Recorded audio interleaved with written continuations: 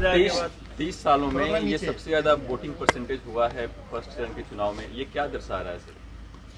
30 सालों में नहीं, आज़ादी के बाद बिहार में हुए चुनाव में ये सबसे ज़्यादा वोटिंग परसेंटेज है।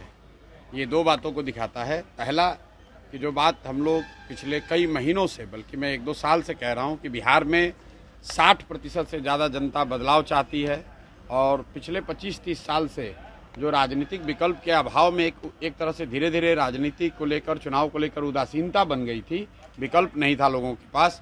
अब जनसुराज के आने से उनको एक नया विकल्प मिला है और बढ़ा हुआ जो वोटिंग परसेंटेज है वो दो बातों को दिखाता है। एक कि लोगों को एक नए विकल्प को देखकर उत्साह रहा है और बड़े पैमाने पर वोटिंग हुई है, बदलाव के लिए वोटिंग हुई है।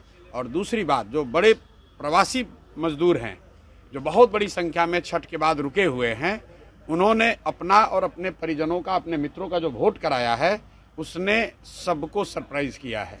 और जितने लोग ये बैठे हुए थे कि महिलाओं को 10,000 पैसा मिल गया और उसी से हम लोग जीत जाएंगे, इन चुनाव में महिलाएं तो हैं ही, लेकिन महिलाओं से बढ़कर प्रवासी मजदूर एक्स फैक्टर है। इस चुनाव का एक्स फैक्टर प्रवासी मजदूर हैं।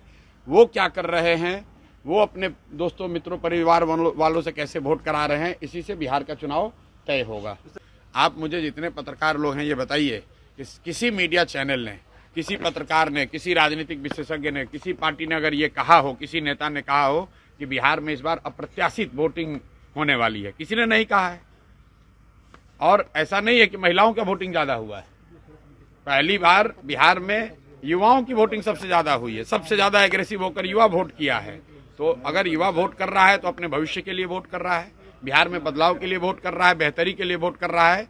स्टेटस को के लिए इतना बड़ा वोट पड़ना यूजुअली संभव नहीं है। 1-2 अपवाद हो सकते हैं, लेकिन जहां कहीं भी पिछले 20 वर्ष में इस तरह से बढ़ चढ़कर वोटिंग हुई है, वहां इनकम्बेंट पार्टियों को, सरकार को खामियाजा भुगतना पड़ा।